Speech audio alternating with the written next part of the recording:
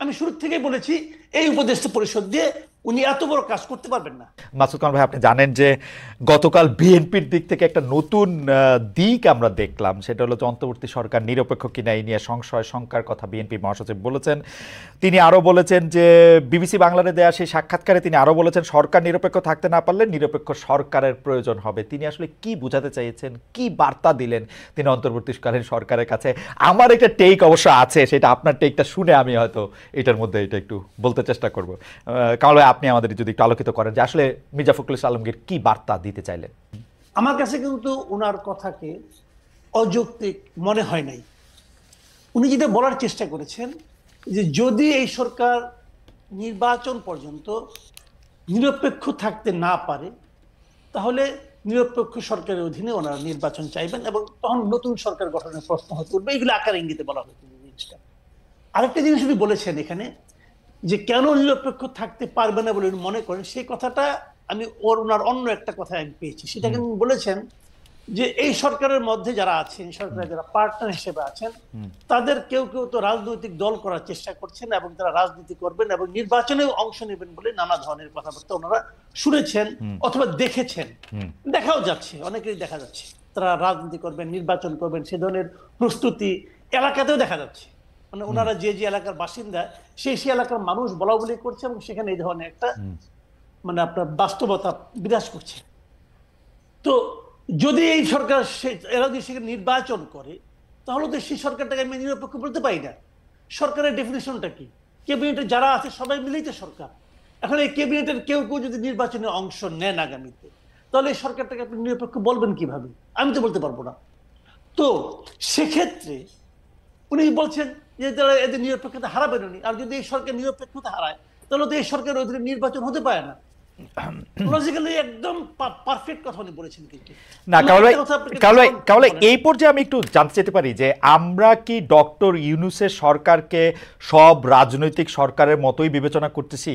আমরা কি এইটা ভাইবা নিতেছি যে ডক্টর ইউনূস সরকারের প্রধান আছেন বলে এই মুহূর্তে তার ক্যাবিনেটে যে 2-3 জন তারা যদি নির্বাচন করেন তাহলে পুরো সরকার মিলে তাদেরকে সাহায্য সহযোগিতা করবে ওই রাজনৈতিক দলকে?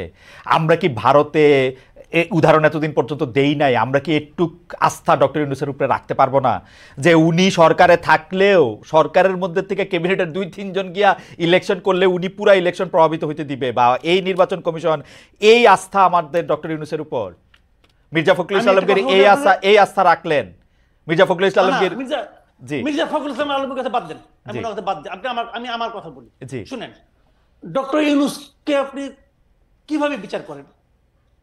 ডক্টর ইউনূসকে এই দেশের মানুষ 8 তারিখের আগে পর্যন্ত যেভাবে দেখেছেন আর আজকে যেভাবে দেখছেন, আপনি দুটার মধ্যে মিল পেতে পারেন? আমি পাই না। 8 তারিখের আগে ডক্টর ইউনূস ছিল সারা দেশের মানুষের কাছে একটা আস্থার প্রতীক, উনি আমাদের অনেক কিছু করে দিবেন। আজকে কি তাই মনে করেন আপনি? নো, বাংলাদেশের বাস্তবতা সেটা বলে না। কামাল ভাই, আমি আপনার কাছে একটু জানতে চাই, আপনি যে বললেন ডক্টর ইউনূসকে সারা দেশের আস্থার প্রতীক মনে করেছেন, বাংলাদেশের মানুষ কোনোদিন কাউরে আস্থার প্রতীক মনে করে? যখনই তাকে যেই কাজটা দিতে চায় তখনই তো আমরা তার সমালোচনা করতে থাকি। যেই মুহূর্তে আমরা যে জীবনে গাড়ি চালায় নাই সে ড্রাইভারে কইতে থাকে এমনি চালান অমনে চালান। আমি বলতে দেন আপনাকে। জি বলেন। বাংলাদেশের মানুষ সবচেয়ে দ্রুত মানুষকে আস্থার প্রতীক মনে করে, সবচেয়ে দ্রুত। আর বাংলাদেশের মানুষ সবচেয়ে দ্রুত মানুষকে ওই জায়গা থেকে সরাই আনে। আমি এক্সাম্পল দিয়ে বলি আপনাকে, তাহলে বুঝবেন। একটা প্রবাদ আছে গ্রামে, বুঝছেন? সেই প্রবাদটা হলো, সেই মানুষটা তত বেশি ভালো যেই মানুষ সম্পর্কে আপনি যত কম জানেন। 8 তারিখের আগ পর্যন্ত রাষ্ট্রনায়ক হিসেবে, সরকার প্রধান হিসেবে ডক্টর ইউনূস কতটা ভালো কেউ জানতো না। এই জন্য উনি ছিলেন আস্থার প্রতীক। যে উনি সরকার প্রধানের দায়িত্ব নিলেন, যেই মাত্র উনি সরকার প্রধানের দায়িত্ব নিলেন, নিয়ে উনি একটা উপদেষ্টা পরিষদ গঠন করলেন। সেই উপদেষ্টা পরিষদ গঠন করার সঙ্গে সঙ্গে ওনার প্রতি অনেকের আস্থা কমতে থাকলো, তাদের মধ্যে আমিও একজন। আমি শুরু থেকেই বলেছি এই উপদেষ্টা পরিষদ দিয়ে উনি এত বড় কাজ করতে পারবেন না। আমি বলেছি ভাই, আমি আমার অভিজ্ঞতা থেকে বলেছি, এই উপদেষ্টা পরিষদে অনেককে আমি চিনি, যে জন্য আমি বলেছি পারবেন না। এবং এখন দেখেন উনি পারছেন, উনি খুব ভালো পারছেন। আপনি বাংলাদেশের যে কোনো কি জিজ্ঞাসা করে বলেন, ভাই উনি কি খুব ভালো পারছেন? দেখেন আপনি উত্তরটা কি পান। কামাল ভাই, পারছেন না। কামাল ভাই হ্যাঁ, আপনার সাথে কথা বলা খুবই ফ্যাসিনেটিং, কিন্তু আপনি যে প্রথম থেকে আমি বলতেছেন, আমি আপনার প্রায় সব শো, আপনি যত জায়গায় আমন্ত্রিত হয়ে যান, আপনার নিজের কথা যে শোটা আছে সেটা আমি প্রায় সবগুলি শো দেখে একাধিকবার দেখে আপনি আসলেই শুরু থেকে এই কথা বলে আসতেছেন যে আসলে এটা পারবে না, এই উপদেষ্টা পরিষদ দিয়ে চলবে না, এজ ইফ বাংলাদেশে কোনো মন্ত্রী পরিষদ দিয়ে জীবনে চলছিল, সব চোর বাটপার, এরা তো মন্ত্রিত্ব চালাইছে এই আগের সরকারে আমরা দেখছি, তাদেরকে আমরা পারছি, এটা আপনি কেমনে বলবো যে এরা পারছিল? আমি কি তাদেরকে বলছি তাদেরকে আমি ভালোবেসে বলেছি? না বলেন না, বলেন না। আমি কি বলেছিলেন? হ্যাঁ, 5ই আগস্টে যে ঘটনাটা ঘটেছে এই দেশে, হ্যাঁ, এটা এই দেশের জন্য একটা অভূতপূর্ব ঘটনা। যে দেশে একটা অভূতপূর্ব ঘটনা ঘটতে পারে, সে দেশে একটা অভূতপূর্ব সরকার আসবে, এই প্রত্যাশাকে আমি করবো না? আমি করেছি। আমি বলি আপনাকে, আমি অগাস্টের প্রথম দিন পর্যন্ত আমি কিন্তু প্রত্যাশা আমি করতে পারিনি, সাহস পাই নাই যে শেখ হাসিনা থাকবে না।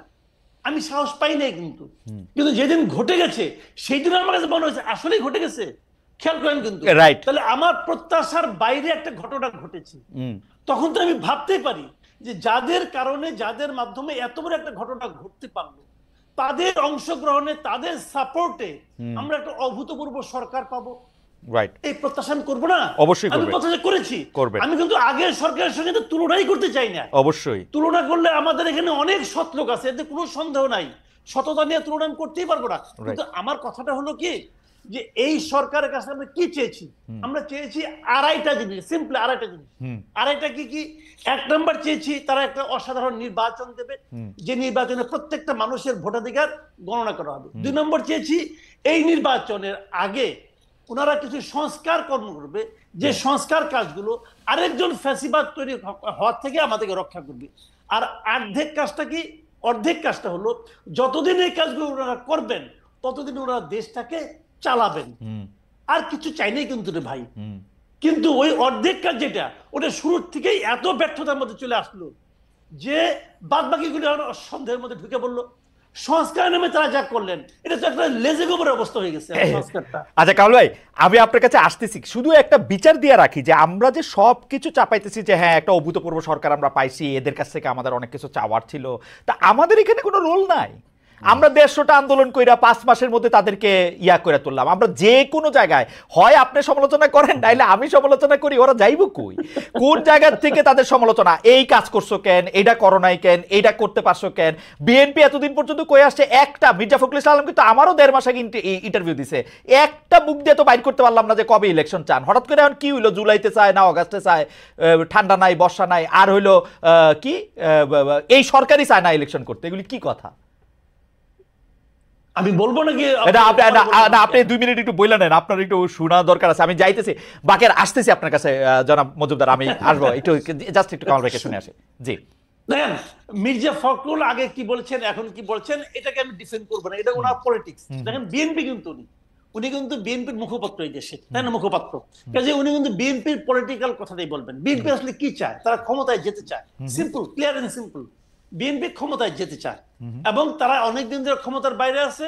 তারা মুখে বলে আমরা ক্ষমতার মাধ্যমে দেশকে একটা অসাধারণ দেশ দিব, কি দিবে আল্লাহ মালুম আর ওনারা মালুম, আমি বলতে পারবো না, সেটা এক জিনিস। কিন্তু ওনাদের তো এটা পলিটিক্স, উনি তো ওই কথাটাই বলবেন। ওনার কথা একটা। সমালোচনা যেটা আমরা করি, সমালোচনাটা আমরা কেন করি বলেন তো? আমি কি ইউনূস সাহেবকে নামাই যাওয়ার জন্য সমালোচনা করছি?